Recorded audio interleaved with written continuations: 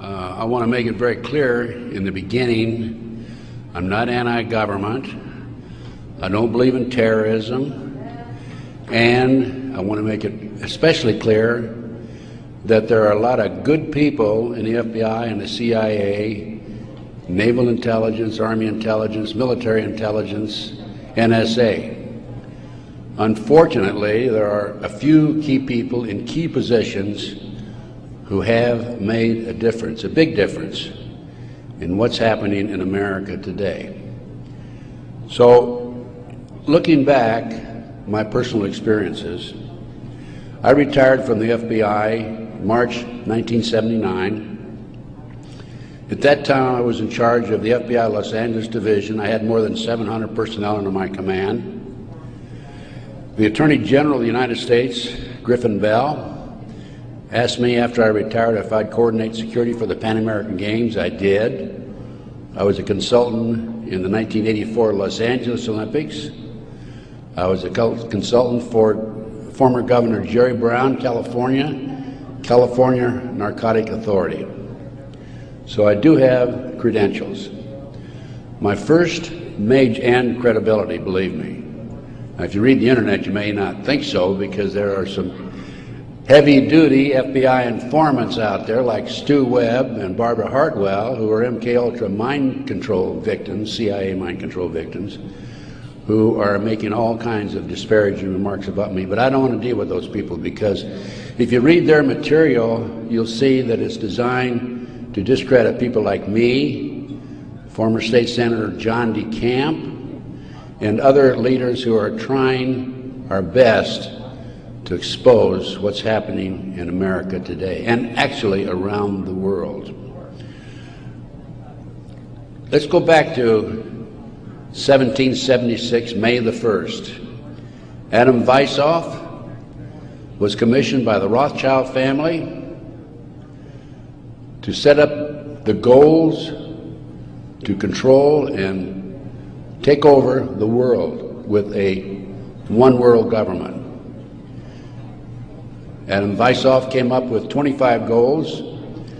Among these goals were control the press, corrupt the youth through sex and drugs, elect our own people meaning the Illuminati, to key positions in all levels of the government, city, county, state, and federal.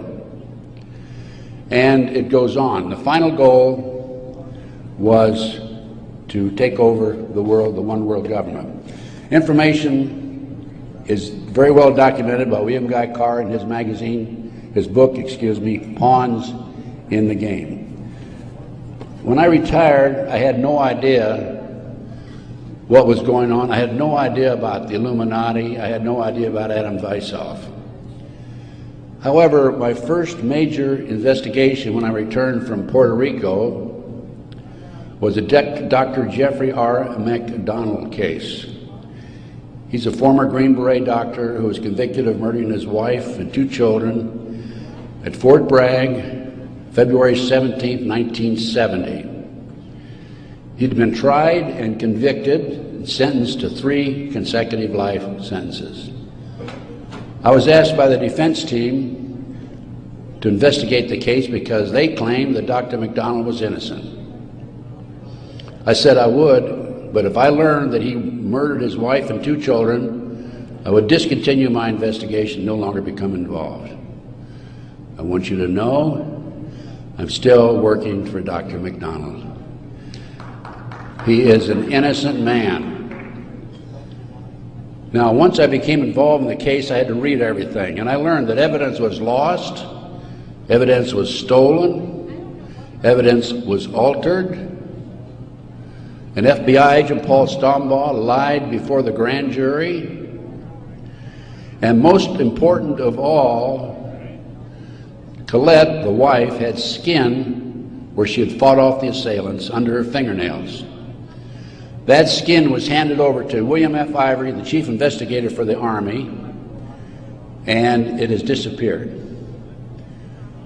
10 months into the case, October 25, 1980, I through a series of circumstances, I don't have time to go into the details now, obtained a signed confession from one Helena Stokely.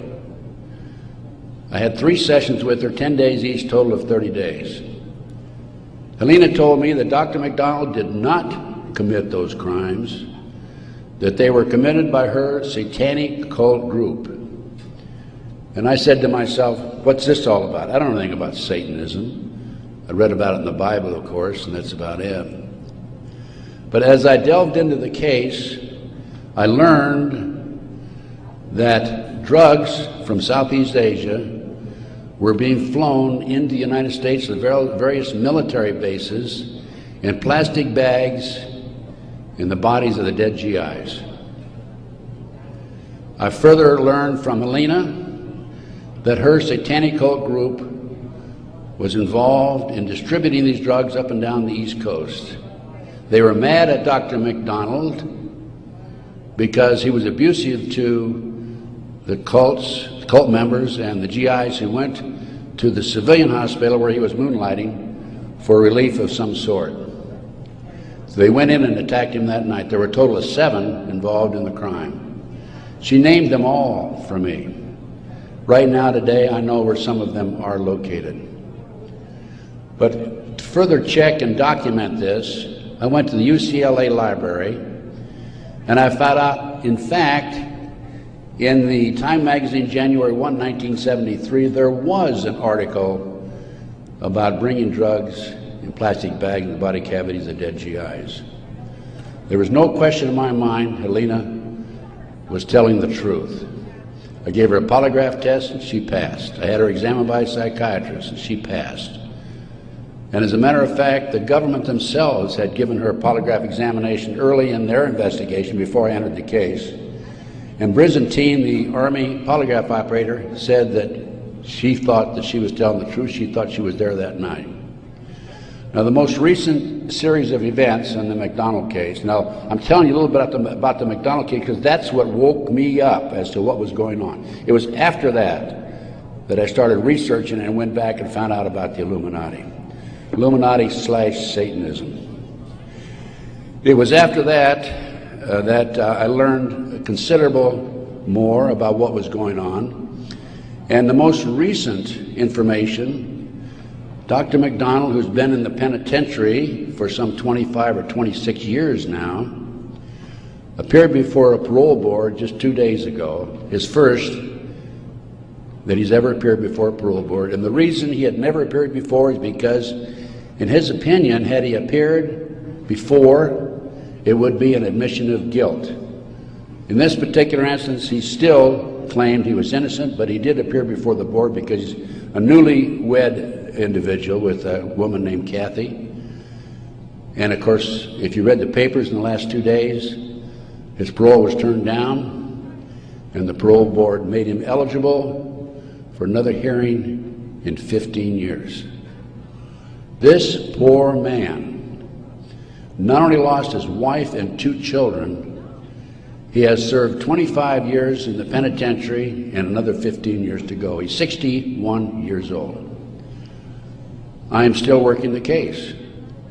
What are the latest developments on the case? In 1997, the judge, federal judge, agreed to do DNA tests. And they chose 15 individual pieces of evidence to be examined. However, the judge said that when you open the evidence envelopes, only the prosecutor can be present. Well, they opened the evidence envelopes. The prosecutor did. How many do you think were empty? 5. 5 evidence envelopes were empty. The skin under Colette's fingernails would have established Dr. McDonald's innocence alone. Now we have DNA authorized in 1997. Here we are in 2005. They still have not completed the DNA test. From the McDonald case, the next case I worked of a major consequence was the McMartin preschool case in Manhattan Beach, California. The children there claimed There were tunnels under the school. They were taken into the tunnels and through the tunnels up into the trap door of a bathroom in a triplex next door, placed in automobiles and prostituted in the community. These are 2-, 3-, and 4-year-old children before they entered kindergarten. In addition, the children claimed that they were flown into the mountains where they were involved with adults in robes, black robes, chanting, candles. They talked about the brown babies who were cut up, actually sacrificed. And in checking into this and researching this, of course, this was obviously a satanic ceremony. The McMartin family, who owned the preschool, they were tried of Ray Bucky and his grandmother. The grandmother was acquitted, hung jury on Ray Bucky. The second trial, another hung jury. I had an opportunity in 1990 to gain control of the school. Now, the school had been given to Danny Davis, the defense attorney, and he had sold it, even though he made $15 million on the case, by the way. He had sold it to a contractor who was going to tear it down. When I learned this, I contacted the contractor. I said, I want to be given an opportunity to go on that school and look for the tunnels. The authorities had looked for them in 1987. They said they could find no tunnels. Along with some of the parents, we hired Dr. Gary Stickle, UCLA archaeologist. He hired his crew and brought them in. And in 34 days, Dr. Stickle said there had been tunnels under that school. They were covered up, and they were covered in. An informant of mine told me that there was an abandoned satanic site in Crestline, California, up in the mountains. I went up into the mountains and obtained photographs, of the site. I have a lecture that I give where these pictures are available. It's called Gunderson Chronicles #2. It's a 4-hour lecture that I gave in Kansas City a number of years ago, which shows this abandoned site and also pictures from the McMartin Tunnel school dig. From there, I became involved in another case, very frightening case, because I established, with the help of people like John DeCamp, former state senator in Nebraska, that we have in this country today a covert military criminal enterprise, government enterprise, primarily by U.S. military intelligence, that is operating full throttle, and everybody refuses to investigate it. In the Nebraska case, it's called the Franklin Cover-Up. This is the book here that John DeCamp wrote, by the way. It's all documented in there. And in that particular instance, they were taking children out of foster homes, orphanages, Boys Town, driving them from Omaha, Nebraska to Sioux City, Iowa, 184 miles away, placing them in private jets and flying them to Washington, D.C. for sex orgies with prominent people, including congressmen, senators, and certain people in the White House. It's well documented. I have personally talked to Paul Benassi. I had a 5-hour interview with him. It's a tape that's available. I don't have it with me here, but you can order it. I have a 5-hour interview with Paul that he gave me in 1993. Paul told me how he was used. He was part of the kidnapping crew and was used as a decoy when he was 10, 11, 12 years old in parks, shopping malls, to attract the children over near where the adults were in a car waiting for them. They throw them in the back seat, chloroform them, and make off with them.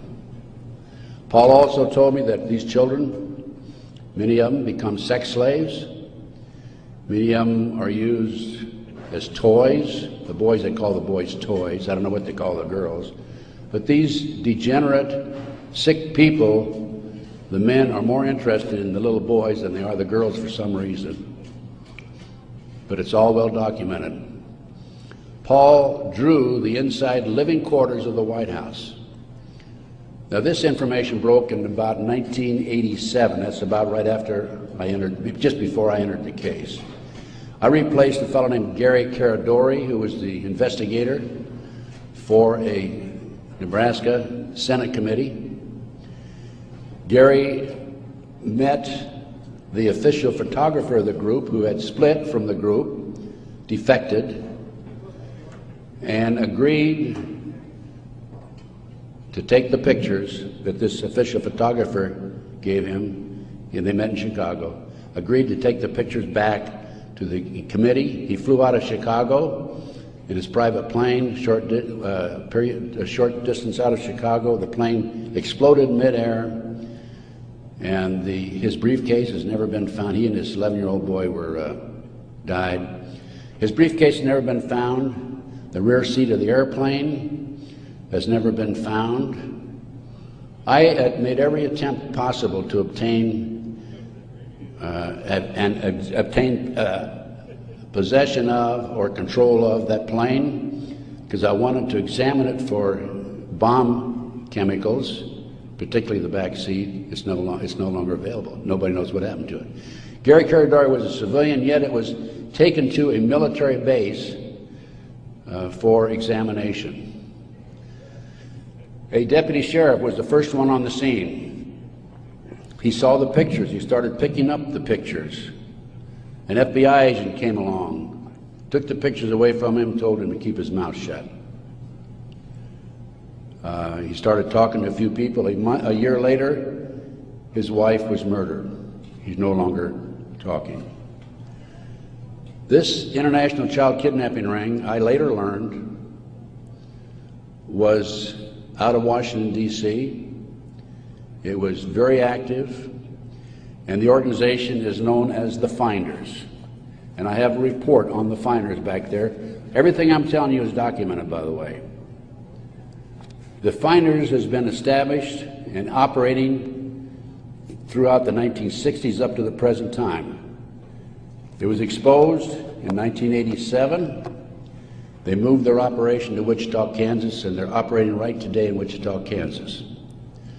I have taken my report to the FBI half a dozen times, demanded an investigation, and I have yet to be interviewed.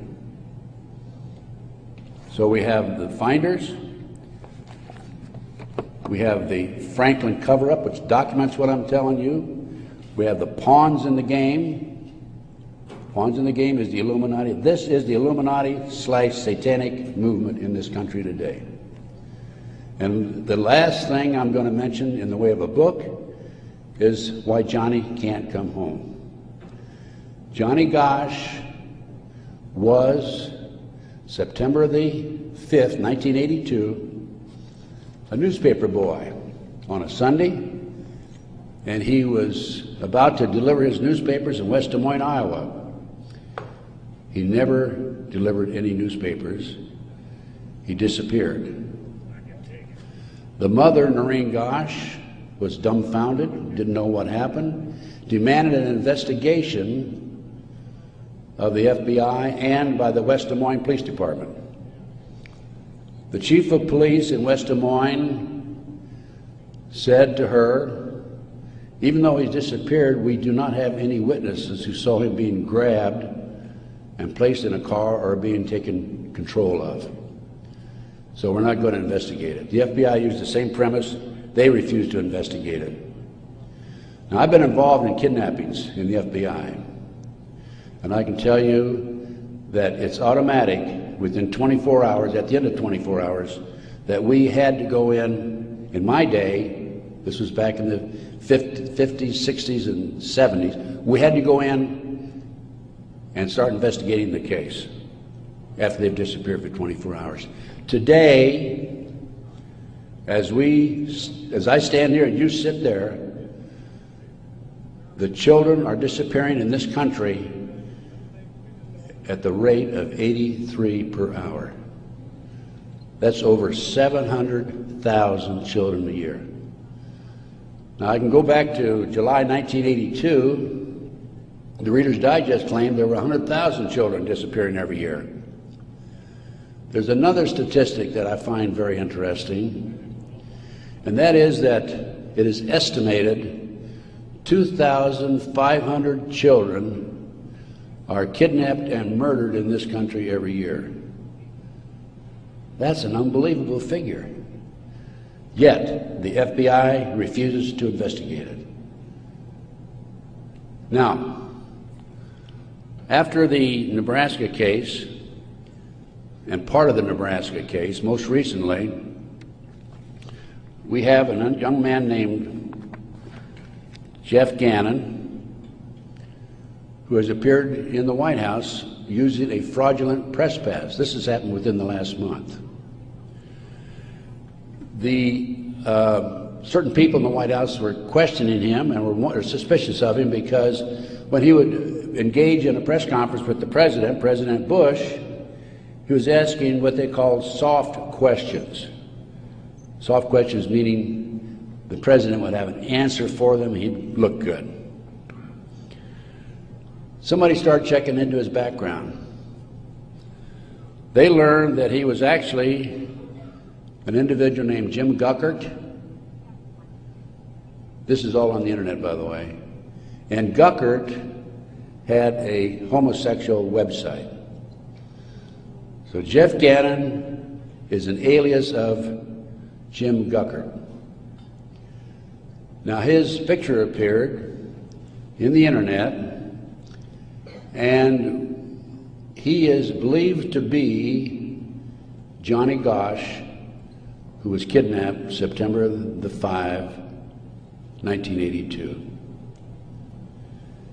The mother, Noreen Gosch, who wrote this book, Why Johnny Can't Come Home, I have a 2-hour interview with her on video, available again if you want to check my order blank.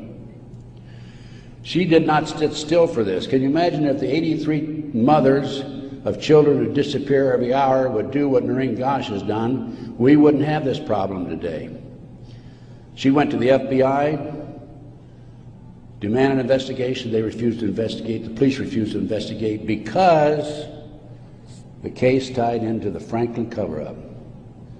Some of our top politicians in the country, leading businessmen, Harold Anderson was identified by the children, past publisher of the Omaha World Herald.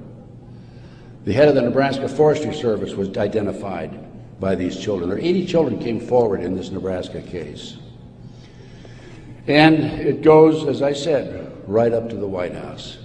In 1987, according to Paul Benassi, he was furnishing toys, or little boys, young boys, to the sick people, certain sick individuals, in the White House itself.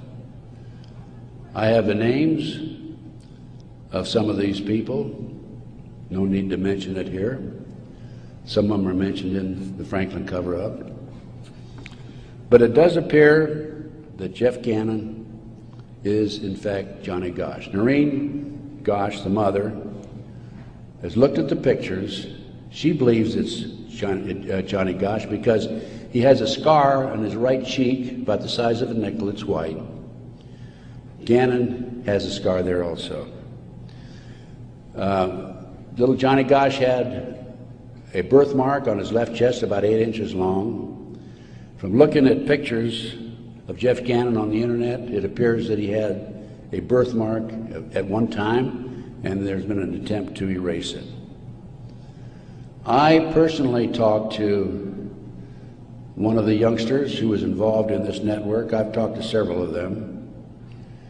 And he assures me that Jeff Gannon is, in fact, Johnny Gosch.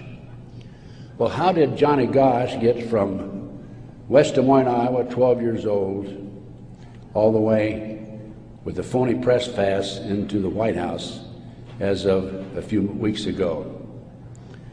Well, what happened to Johnny is that he was transported from West Des Moines, Iowa to Sioux City. He was placed on a farm for 3 weeks, sexually molested. He was taken to the mountains in Colorado, placed in a cage in a house of some sort, or a cabin, and then later he was used as a sex slave. They didn't kill him, they didn't sacrifice him, although a number of these kids are sacrificed in satanic ceremonies. Now, he escaped with another young man. They stole a car, and in 1997, Johnny knocked on his mother's door at 2:30 in the morning, Noreen Gosh, and said he wanted to talk to her. He was there with another young boy. He came in, he told Noreen, he says, "Mother, I was kidnapped. I've been placed in a covert military CIA-controlled, mind-controlled project and used as a sex slave." He said, "I can't come forward at this time because they will kill me."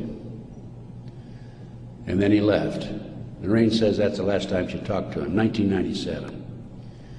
Now, several years after that, a girl named Burns, who was a producer for 2020, decided to do a story on the Johnny Gosch kidnapping and the Nebraska case. And she interviewed me. In fact, I spent 5 days with her, gave her the benefit of all my research, which is available to you folks also. And then she got a lead that Johnny was hiding out on an Indian reservation in northern Minnesota. She went there and flushed him out, and he basically went into hiding, and now he shows up at the White House. He was a mind control victim. If you don't know anything about MKUltra mind control program, it came into this country through the German scientists after World War II. They were involved with the Nazis during the war and prior to World War II in developing robots and individuals to be used on command for anything that they wished, including assassinations and other nefarious activity. The MKUltra program, CIA mind control program, was investigated by Congress in 1987. Congress said, "CIA, you got to quit doing that. You're bad boys." And they said, "We will quit." Don't kid yourself. It's very active today. There are people like Barbara Hartwell out there who are mind control victims. She's another one who's been bashing me. I must be doing a pretty good job because I wouldn't have these people criticizing me on the internet like they do. And of course, it doesn't bother me in the least.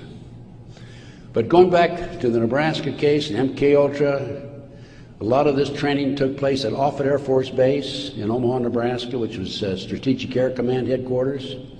You recall after 9/11, the president flew to, I think it was to the south, someplace in Louisiana or New Orleans, and then he flew to Offutt Air Force Base in the afternoon of September the 11th, 2001, and they had a party there that morning at 9:30 in the morning. He missed the party. He was sorry he missed the party. Warren Buffett was there, by the way. And the MKUltra program has been very actively administered, not only at Offutt Air Force Base, at Fort Bragg, North Carolina, the place where Dr. McDonald's family was slaughtered in 1970. Now, the Nebraska case, I don't want to leave that without telling you that in the early 1990s, Yorkshire TV came to the United States with a camera crew for 7 months to do a documentary on it. They went back to England, produced the documentary, and they brought it over into the United States. It was listed in the TV guide to be aired on May the 3rd, 1994. When certain members of Congress found out about it, they threatened the cable industry with restrictive legislation Somebody anonymously bought up the rights to the videotape or the documentary and ordered all copies destroyed. I just happen to have a bootleg copy of that documentary, and it is available. I have been selling these and these books and getting this report out of mine to anybody that's interested in it. And by the way, I have a 5-package deal for you at about a 15% discount, 15 to 20% discount if you buy all 5 items.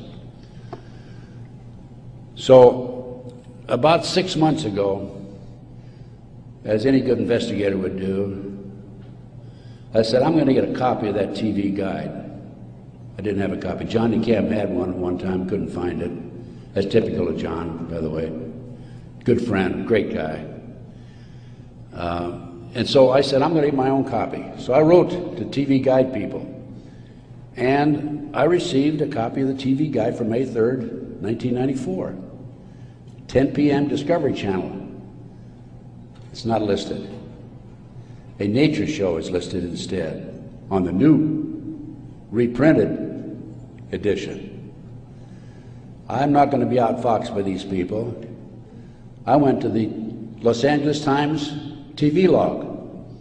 It's listed, Conspiracy of Silence. I called a friend of mine in Philadelphia, and I said, check the TV log for the Philadelphia Inquirer. Conspiracy of Silence is listed in the Philadelphia Inquirer. The power of the press. They changed and reprinted the whole TV guide. It never has been shown publicly in the United States, and I doubt if it ever will be shown publicly. But as I said, it is available to you. Now, that's not the end of the story for me, because I am continuously probing, continuously working, continuously talking to various sources and putting it on paper and documenting and getting the word out. This is the direction that we have to go. Americans, for the most part, are oblivious to what's really going on behind the scenes. One of the things that, in addition to the McDonald case, that got me thinking was the Jack Kennedy assassination. So I checked into that, and by the way, I used to be in charge of the FBI in Dallas, and also I was in charge in Los Angeles after Dallas. So in checking into the Jack Kennedy assassination, I learned, no question about it, that it was a joint hit by the CIA and the Chicago mob. Sam Giancana, head of the La Cosa Nostra in Chicago, 3 days before he was to testify before Congress, was shot and killed, murdered. This encouraged me to do some more checking into some of these national terrorist acts that have taken place and other cover-ups in the United States. I interviewed the naval intelligence officer who on December 4th, 1941, received information that the Japanese were going to bomb Pearl Harbor. We had broken the secret code of the Japanese. He told me personally, on December the 4th, he gave it to his superiors. They passed it up the line. After Pearl Harbor, he was subpoenaed to testify before Congress. His boss called him in and said, don't worry about it, don't respond to the subpoena.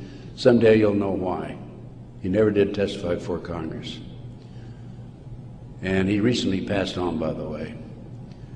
So we have not only a cover-up in these other areas, but looking at the national picture, Pearl Harbor. And look at Waco.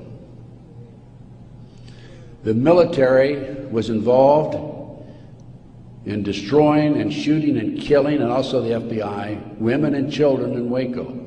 They used tanks, military tanks, in violation of posse comitatus, which is a law that says the military cannot be used to enforce a civilian population. They got away with it. There's an interesting story. I did some research on Waco. As I've told you, I've done a lot of research. And in many instances, I've not only been there, I've done that, and I've been on the scene. I've spent most of my retirement money investigating these matters, including Oklahoma City, and I'll go into that in just a minute, 911 and so forth. But in Waco, there were 4 BATF agents who were shot and killed. Some of the Branch Davidians were tried, sentenced for these, quote, murders, and are serving prison terms today, probably for life. In researching the 4 BATF agents who were shot, I learned every one of them was shot in the head. Now, for those of you who have been in the military, that's a sniper shot, no question about it. One of them, the bullet, the trajectory of the bullet was from above, down through his lip, and into his body, probably from a helicopter. It's interesting to note that these 4 men, BATF agents, at one time were all bodyguards for former President Bill Clinton. That was Waco. Ruby Ridge. Randy Weaver was set up by a BATF, Bureau of Alcohol, Tobacco and Firearms, informant. He bought a shotgun that was about 1/4 of an inch too short by law.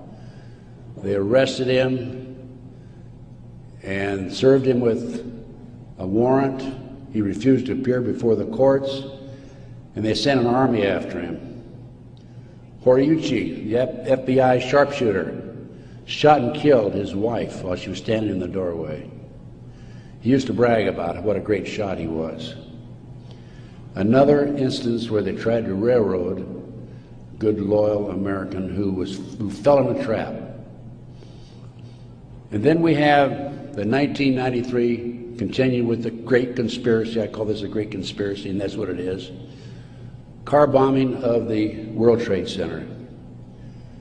I have a copy of the New York Times, October 28, 1993, and in the article, this was reporting from the trial that took place, an FBI informant named Salam, who was in among the terrorists, testified that he was commissioned by the terrorists to put the bomb together, the car bomb together, to bomb the World Trade Center in February 1993. And fortunately for him, when he met with the terrorists, he wore a body mic, so he could record every word that was said. Unknown to the FBI, when he met with the FBI, he also wore a body mic. That was probably what kept him from being set up and framed and sent to prison. This is actually in this newspaper article.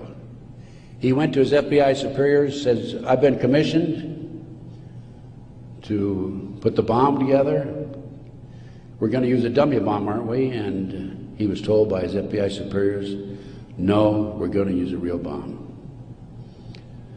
Now, I don't understand why Congress and Senate, investigators, and our leaders in Washington, D.C. are not jumping up and down over that situation. The FBI not only knew in advance of the car bombing, they furnished the ingredients for the bomb. Why doesn't somebody take some action in that area?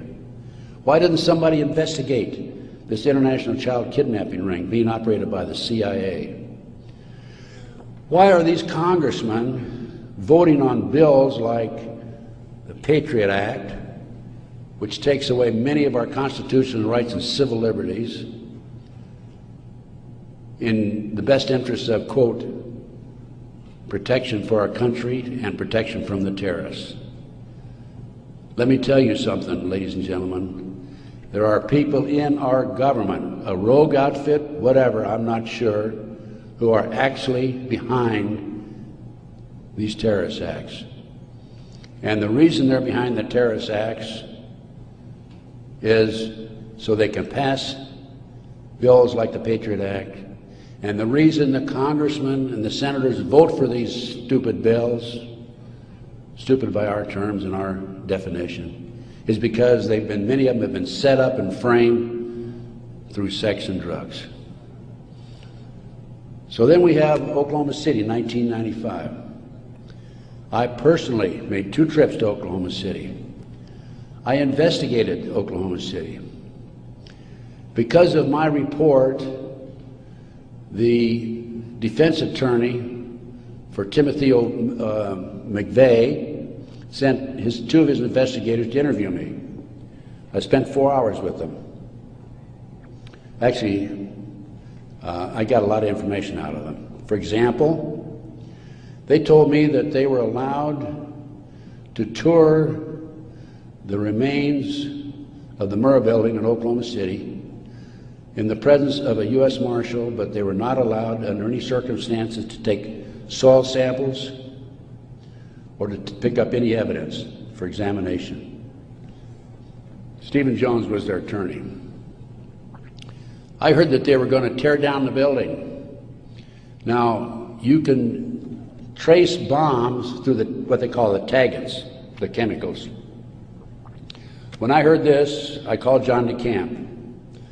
I said, John, we've got to prevent that building from coming down. And I actually called an outfit in Chicago, the Pat Kennedy Group, who were specialists in examining evidence of this type.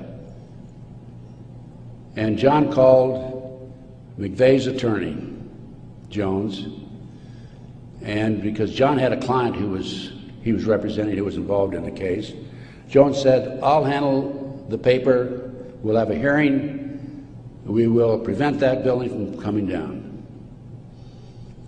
The next thing we heard, the building was coming down.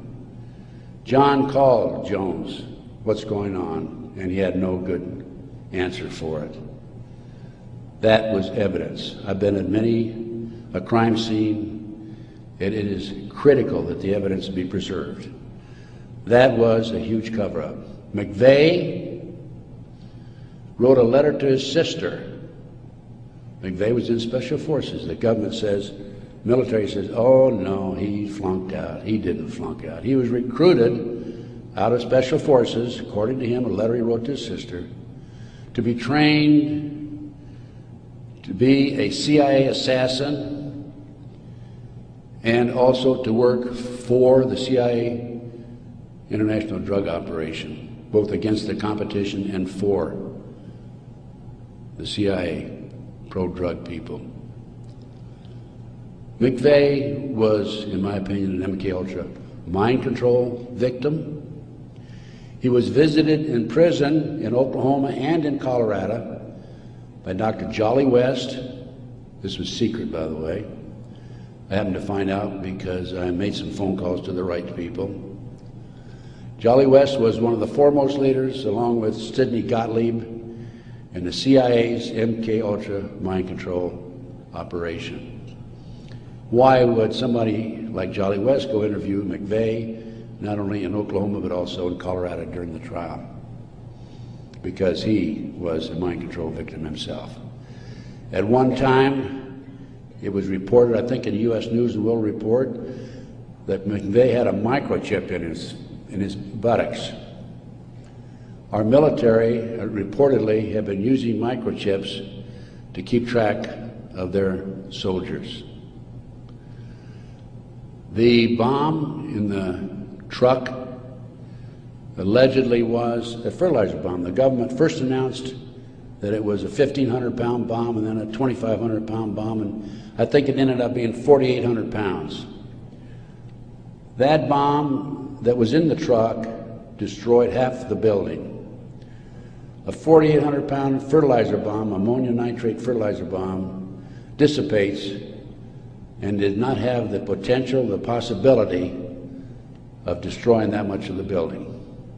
After the Oklahoma City bomb went off, I had a call from a friend of mine, Michael Riconosciuto.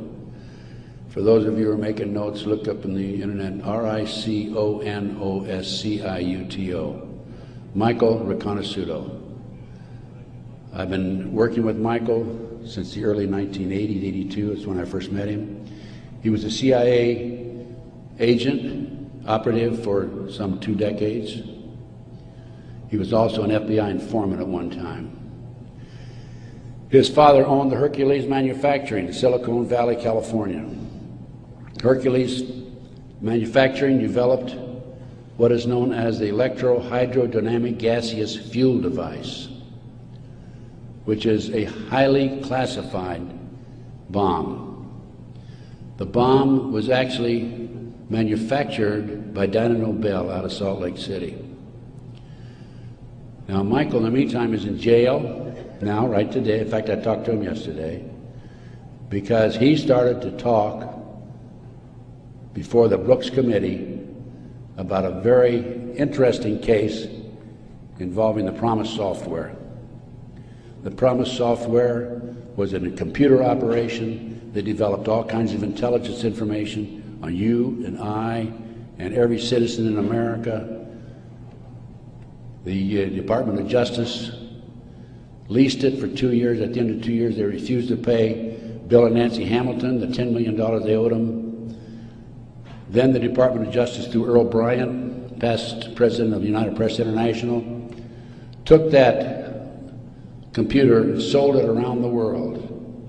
Sold it to the French, to the English, Israelis, the Canadians. Unknown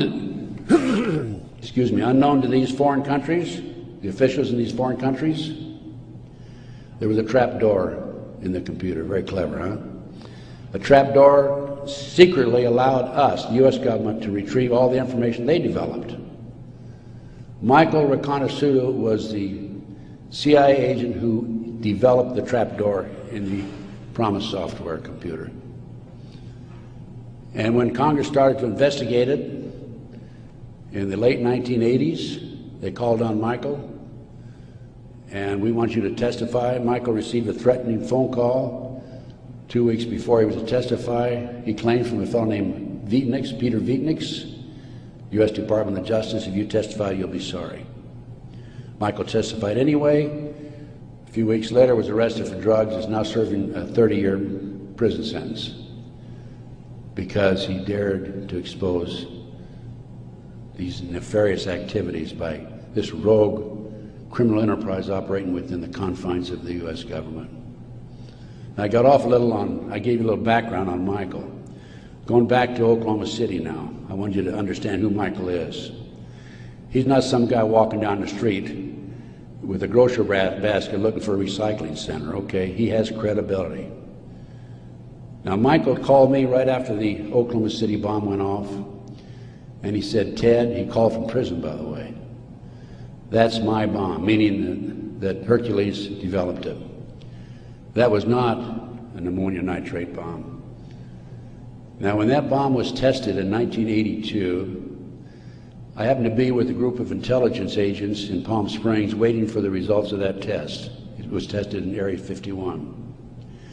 It was underestimated because the power, it was so powerful that 2 of the technicians died. They underestimated the strength of it. This, I'll call it a barometric bomb.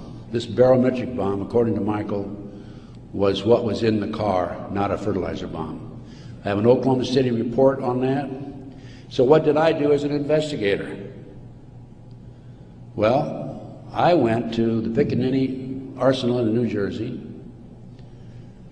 and I gave him the contract number, which I obtained through a science magazine. One of my associates actually did the research on that.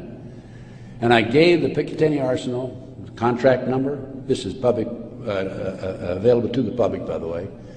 And the Picatinny Arsenal came back and said there's no such contract here, even though I had the contract number. By the way, that's documented in my report.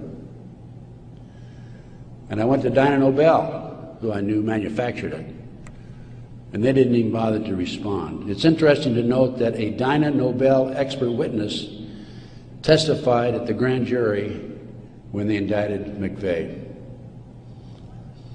In September of 1995, some 5 or 6 months after the 19th of April, 1995, Oklahoma City, In September, there was I lost my train of thought there for a minute. Oh, there was an article in Fireman's Magazine. It was written by the editor of Fireman's Magazine. The information was obtained from the Oklahoma City Fire Department. And in that article, again, that's in my report, in that article, it states that 4 unexploded devices were taken out of the building. When people were in the building after the bombing, dying, they discontinued the rescue efforts for some 5 hours while they carried out a bunch of government files, men in blue suits of some sort, sweatsuits. So what I'm telling you is Oklahoma City was perpetrated by certainly people other than McVeigh and Nichols, and now Roger Moore, if you read the paper recently, the gun dealer who claims that he was robbed of his guns in Arkansas and that money was used to finance the Oklahoma City bombing. Roger Moore has been accused by Terry Nichols of being involved in it. Roger Moore denies it. Roger Moore, at the time of the Oklahoma City bombing, was an FBI informant. I had an inside investigator in Oklahoma City tell me that there were at least 11 other individuals involved in Oklahoma City. Okay, that brings us up. We've gone through Pearl Harbor, Waco, Ruby Ridge, car bombing 93, Oklahoma City 95. That brings us up to 9/11. As I said, Michael's in prison. I'm his, quote, investigator of record, which means I'm like an attorney. I should have access to him on a regular basis. I represent this man. For a year prior to 9/11, actually a year and a half, I tried to get in and see Michael. He was in prison in northern Pennsylvania. I was in the Philadelphia area. The Bureau of Prisons would not allow me to see him. I finally was able to talk to Michael in January 2003. I flew to the East Coast, spent 3 days with him. Michael told me that he had developed information from among his contacts in advance of 9/11 that they were going involved in using missiles, airplane missiles, and they were going involved in skyjackings. They were training Arab terrorists, and also he knew the identity of the person in the United States, an Arab who lived in Paterson, New Jersey, who was the leader of terrorist activity by the Arabs in this country. Now, Michael had this information because, you're saying, how can Michael develop this information being in prison? Because I met with Osama bin Laden, along with Michael, along with the State Department representative in the spring of 1986. At that time, I was contacted by former top Ronnie Reagan official who said, can we help the Afghan rebels? They were our friends then. And I called Michael, I said, what do you think? And he said, let's meet. So there was a fourth fellow there. We didn't know at the time it was Osama bin Laden. Has actually used the name Tim Osman, traveling under Turkish passport. But because of Michael, I passed the ball to him. I just arranged for the meeting and went on. But Michael traveled all over the world putting this package together to furnish the Afghan rebels with the surface-to-air missiles that defeated the Soviets, really shot down their helicopters. As a result of this, Michael developed sources inside the Arab world. And that's how Michael knew in advance about 9/11. Michael told the FBI on March the 20th, 2001, about this plan to use skyjack airplanes and use them as missiles. He also furnished to the FBI one of his sources, one of his confidential sources inside the Arab group. The FBI interviewed him, threatened him with prosecution, and deported him. That man, along with his family, have disappeared. We think that they're dead. The FBI refused, absolutely refused, to look into this situation. More shocking is that Michael had the names of the people who were obtaining the false names of the people, the Arabs who were obtaining false passports. Had their names. He had the source who could furnish him that information. He told FBI agent Keith Kutry, March 20th, 2001, he told Kutry, he says, I'll give you these names, the name of this person who is coordinating the whole project for the Arabs, providing I be given immunity and he be given immunity. Mr. Kutry, in spite of the fact he was armed with this information 6 months prior to 9/11, came back 2 days after 9/11 on the 13th and saw Michael in prison again.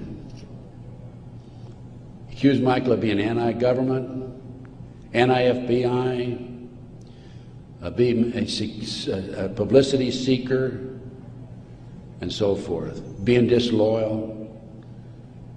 And so Michael, of course, didn't have much to say after that. Michael's still in prison, as I said. But we had this information, the FBI had this information, did nothing with it. Kutry admitted on September the 13th, admitted that the FBI did nothing with it. So after I visited Michael, excuse me, 2003, I felt it was important that I confirm that the FBI did meet with him. The Bureau of Prisons would not furnish Michael with the visitors list to confirm it. And so I started writing letters to the FBI through Senator George Allen. Oh, thank you. Thank you. And to confirm that he did in fact meet with them, I wanted to document it. I also asked for the identity of the other agent who was with Agent Kutry. And I had a terrible time. It took me a year and a half writing letters to the FBI to get them to admit that they'd interviewed Michael on March the 20th, 2001. I finally did have that information. That information is available again in one of my reports, my terrorism report that I have in the bag. So that basically brings me up to the present time. I think my time is up. But I feel compelled, as a former FBI agent, I had all this training, and I feel compelled to do everything I can to educate as many fellow Americans as I can as to what's going on behind the scenes. We have been operated and orchestrated primarily by U.S. military intelligence, covert criminal enterprise involving the FBI and the CIA, active in this country today. It's being covered up right from the beginning. They're using FBI informants to set up and frame people. By the way, they tried to frame me on a drug deal back in 1984. It didn't work. The girl that they used to try to frame me contacted me, said, I need to meet with you. We met, she told me the whole story. I took a signed statement from her. Her name is Pam Fawcett. And I said to Pam, Pam, you're working for these people, the DEA and the FBI, and Modesto, by the way. She was making phone calls to me. I said, you're working with the people trying to set me up. Why have you, and of course, in the phone calls, she kept saying, trying to get me to make admissions that had knowledge of a felony, and I wouldn't. I said, I don't have any knowledge of that. Or was involved in a felony, actually. I said, Pam, look, you were working with these people for 6 months. They gave you $2,000. You had the run of the FBI office. You had your own coffee cup. Why did you come to me and tell me this now? And I'd helped her, give her a little advice about her 14-year-old son in the interim, you know, talking back and forth as any individual would do who might be able to help. And she said, "Ted, I woke up the other morning and I realized you're the only honest son of a bitch I've talked to in 6 months." Those were her exact words. The FBI not only tried to set me up on a drug deal, I've also been the victim of 4 separate investigations. They tried to set me up on a fraud case in Dallas. And most recently, very frankly, I've been under surveillance, heavy surveillance. I've had illegal entries into my car, into my apartment. There's been attempts to gas me within the last month. And I was able to anticipate it and avoid it. But they don't want people like me out telling the truth. And that's what I'm doing. And I will not stop. I will continue to do so in the future. So that's basically it. I brought you from 1776 to the present time. We went through one conspiracy after another. Brian Gimble was interviewing Jim Nichols, Terry Nichols' brother, on national TV after the Oklahoma City bombing, by the way. And I had given Jim Nichols my Oklahoma City bombing report. And Jim said to Brian Gumble, he says, "Have you read Ted Gunderson's Oklahoma City report?" And Gumble says, "Oh, Ted Gunderson's a conspiracy theorist." I want you to know I'm not a conspiracy theorist. I'm a conspiracy realist. It is there. All you have to do is get your own website, get your own internet, go out. There's a lot of disinformation out there, but you can pick out what's really solid and what's really truthful. And I have 25 years of research on that back table back there. And if you buy any of my reports or this videotape or any of my material, I want you to make a promise that you will make copies and distribute it far and wide.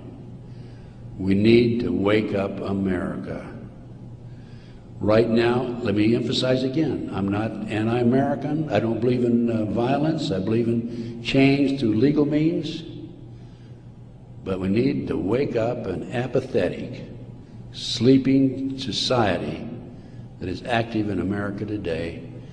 And this not only ties into MK Ultra, CIA, it ties into Satanism. There are approximately 4 million practicing Satanists in America today involved in the Nebraska case. And I can go on about satanic cults for another hour, but I think my time is almost up. I might mention that, speaking of Satanism, there are between 50 and 60,000 human sacrifices, according to 3 different sources, in this country every year. The satanic cults operate secretly. The satanic cults are, along with our covert criminal enterprise within the government, a serious threat to our society. And I thank you very much.